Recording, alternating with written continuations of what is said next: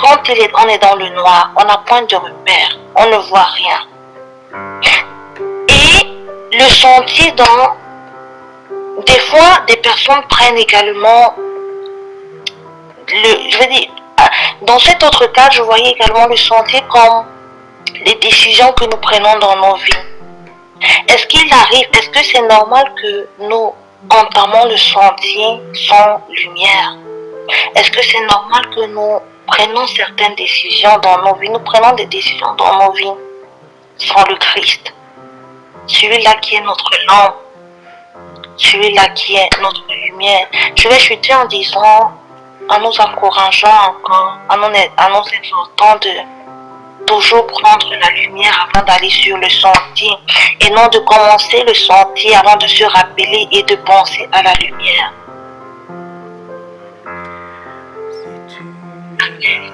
Merci Seigneur. J'avancerai. Merci Père. Si tu es là, j'irai jusqu'au bout. Quelles que soient les persécutions, si tu es là, je ne pourrais me perdre. Si tu es là, j'avancerai.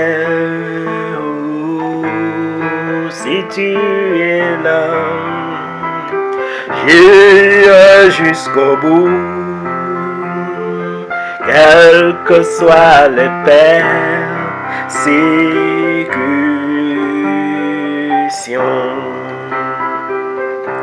Si tu es là, je ne pourrais me perdre.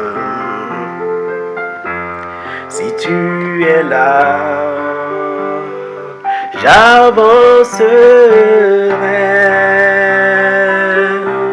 Si tu es là, j'irai jusqu'au bout, quelles que soient les persécutions.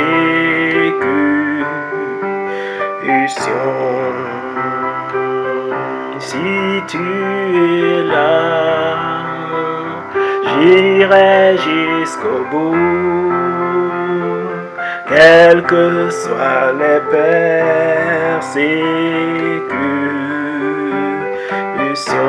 Oh, si tu es là,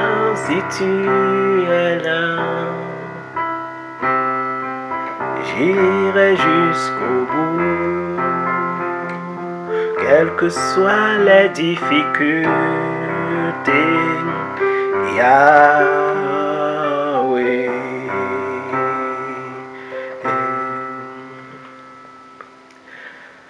Merci Seigneur pour ce cantique. Si le Seigneur est là, nous irons jusqu'au bout. Nous ne pouvons nous perdre.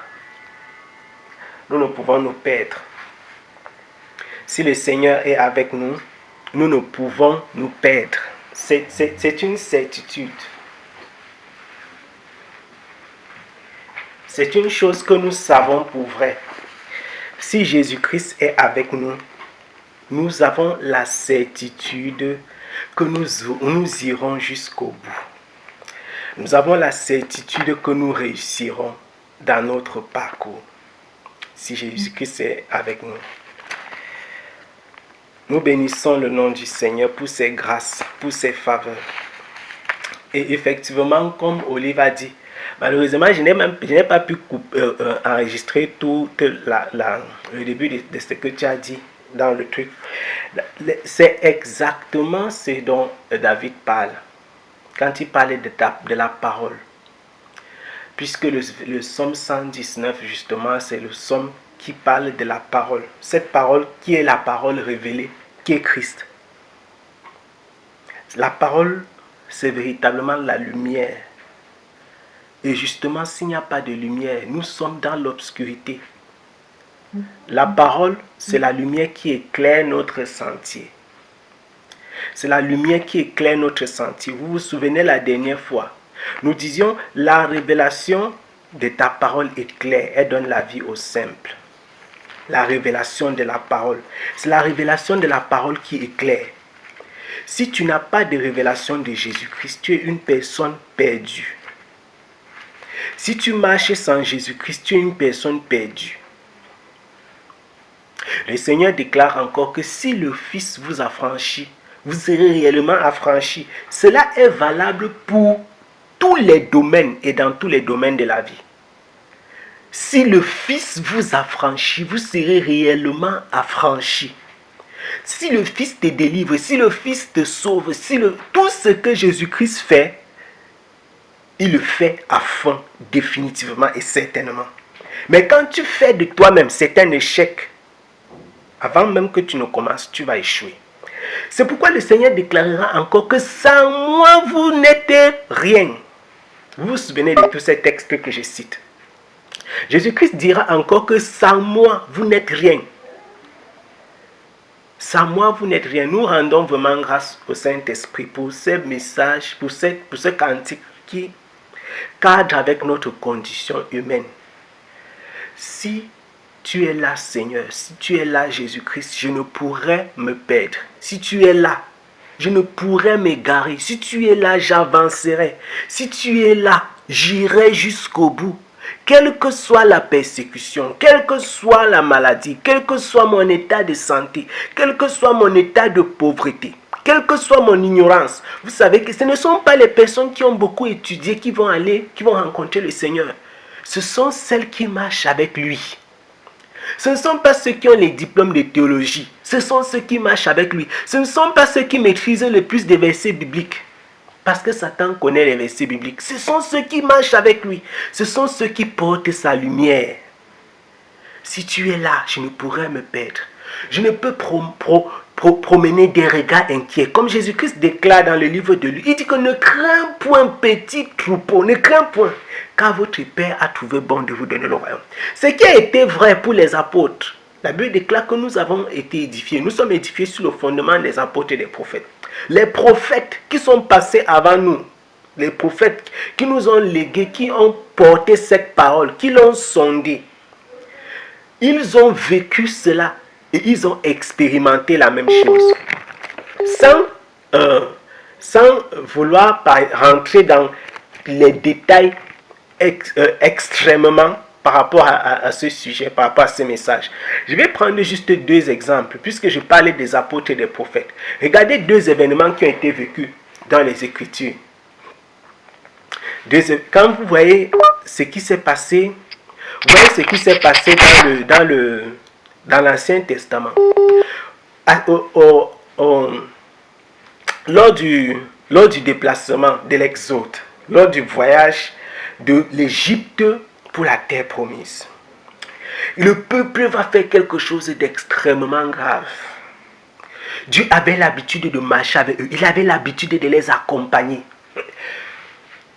Je voudrais que vous gardiez à l'esprit que l'endroit où ils allaient, ce n'est pas que c'était un endroit inconnu, qu'on ne savait pas où ça se trouve. Mais ils avaient besoin de l'accompagnement du Seigneur. Dans ce livre d'Exode, après qu'ils aient péché, dans Exode 32 et 33, la Bible déclare que Dieu a dit que vraiment je vais détruire ce peuple. Je vais me faire un autre peuple par toi. Moïse a dit que pardon, ce n'est pas moi qui suis parti chercher les gens ici là-bas en Égypte. Si tu les laisses ici maintenant, on m'a dit que vraiment le type là, le Dieu là, il dit qu'il est fort, mais il n'est pas fort. Il n'a pas pu amener ces gens à destination comme il l'avait dit. C'est un Dieu qui ne fait pas ce qu'il dit. Il dit à Dieu que, pardon, ne fais pas déjà des choses là. Et si vous vous souvenez ce que Moïse a dit, Moïse dit à Dieu que si tu n'es pas avec nous, personne ne bouge. Est-ce que c'est la route qu'il ne connaissait pas? Est-ce que c'est parce que Moïse ne maîtrisait pas où il fallait partir, tout simplement? La Bible déclare que la nuit, le Seigneur avançait avec eux. La nuit, le Seigneur avançait avec eux. Dans la journée, il était avec eux. Il était dans la nuit et il était dans la colonne de feu. Dieu était avec ce peuple. Dieu était avec ce peuple. C'est la présence du Seigneur qui rassurait Israël. C'est la présence du Seigneur qui leur accordait la paix. C'est la présence du Seigneur qui leur accordait la joie. C'est la présence du Seigneur qui leur donnait la confiance dans le fait que là où Dieu a dit qu'on parle, on va vraiment arriver. Moïse a vu ça venir. Si tu n'es pas là, personne ne bouge d'ici. Moïse a vu ça venir. La grâce, la paix, l'amour, la joie, tout ça c'est dans le Seigneur. Le Seigneur est notre bannière, il est notre santé, il est tout. C'est lui qui est notre conducteur par excellence. C'est pourquoi Moïse va dire, il dit au Seigneur que nous ne pas nulle part. Tu pars avec nous. On n'est pas nulle part. Par révélation, le gars sait. Il sait que c'est la présence du Seigneur qui est tout. Et personne, je dis, Dieu a beau t'indiquer la route, tu ne peux pas arriver sans lui. Dieu a beau t'indiquer la route. D'ailleurs, les gens disaient que Dieu est au ciel, non? Là où nous sommes là, on dit que Dieu est au ciel. Mais ça, chaque fois que vous prenez l'avion pour partir dans vos pays, vous passez dans le ciel. Pourquoi alors personne n'est arrivé là où il est? C'est-à-dire que si tu sors de l'avion, tu dis que ok, je suis déjà au ciel, Seigneur. Tu ne peux pas. Tu as beau savoir qu'il est même à tel endroit. Tu vois même l'endroit là, mais tu ne peux pas y parvenir sans lui, sans sa présence. Ce peuple ne pouvait pas venir sans lui. Dans les évangiles, j'ai dit qu'on va voir juste deux aspects, sans rentrer dans les détails. La présence du Seigneur, c'est quelque chose d'extrait, de capital. Dans les évangiles, dans le livre de Jean, au chapitre 6, Jésus prêche un message difficile. Et c'est la même chose qui se produit. Souvenez-vous que nous sommes édifiés sur les symboles des apôtres et des prophètes. Les apôtres qui ont marché avec le Seigneur, les prophètes qui ont marché avec le Seigneur et ceux qui sont passés avant lui, ils ont prêché le même message. La vie de Moïse parle de la même chose que la vie de ceux qui sont passés après lui. Il n'y a pas de contradiction. Il y a de contradiction que dans la tête de ceux qui cherchent des contradictions. Dans ce Jean chapitre 6, pas Jacques, j'ai dit Jean chapitre 6. Donc quand Jésus va prêcher le message et qu'il va, et que les disciples vont commencer à quitter, les gens vont partir les uns les autres. Jésus se tourne maintenant, il regarde les autres, les disciples qui étaient auprès de lui et il leur demande que vous ne bougez, vous ne partez pas. Pierre va lui demander que, il va lui poser quelques questions.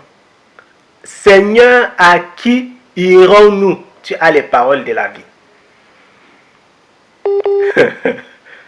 Seigneur, à qui irons-nous? Tu as les paroles de la vie. Je crois que ça peut tout dire. Ça veut tout dire. Ça signifie tout. Pierre est en train de dire à Jésus que même si ton message est dû n'importe comment, non. Même si nous allons être persécutés, même si nous allons souffrir, on va encore partir où? Puisque ça, ce sont les paroles qui donnent la vie. Souvenez-vous, dans ce livre des Psaumes, au chapitre 119, on dit que la révélation de tes paroles est claire. Elle donne la vie. Elle donne la vie. J'ai dit qu'on n'entre pas dans les détails. On va s'arrêter. On va prendre un sujet dans les questions qu'on a reçues par mail. La révélation de tes paroles est claire. Elle donne la vie. Mais pas n'importe qui. Pas n'importe qui. À qui irons-nous? Tu as les paroles de la vie. Et ce cantique que nous avons exécuté tout à l'heure, il dit, si tu es là, je ne pourrais me perdre. Si tu es là, j'avancerai. Si tu es là, j'irai jusqu'au bout. J'irai jusqu'au terme. Quelles que soient les persécutions, quelles que soient les difficultés, quels que soient les problèmes, quelles que soient les attaques, quelles que soient les injures, quelle que soit ma pauvreté, ma pauvreté, même si je suis malade, quelles que soient les situations, si Jésus-Christ est avec nous, nous parviendrons au bout de notre voyage. Si Jésus-Christ est avec nous, nous parviendrons au terme de notre voyage. Quand la Bible déclare que ceux qui persévéreront jusqu'au bout, jusqu'à la fin, seront sauvés, il ne s'agit pas de n'importe qui. Il s'agit de ceux qui marchent avec le Seigneur. Personne ne peut persévérer par ses propres efforts. Personne d'entre nous. Personne.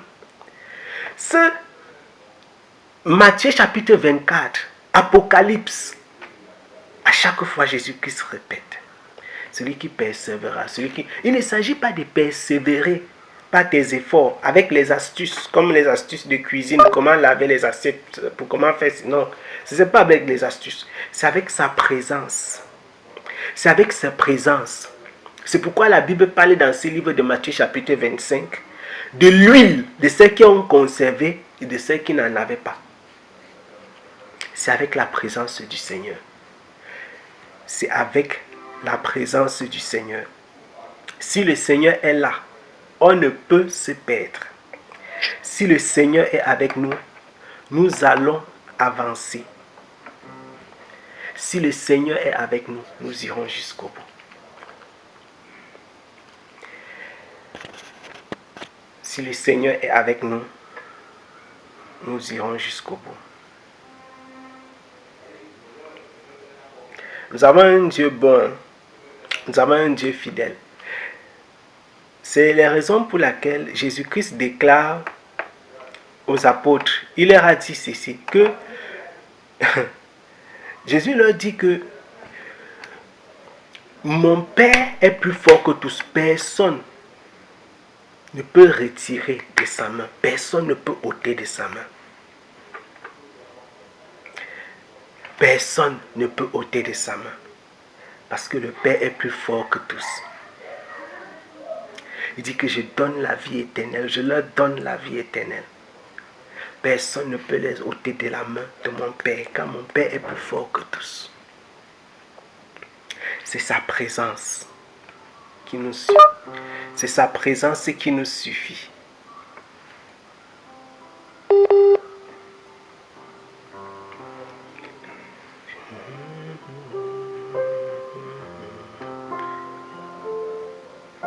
Si tu es là,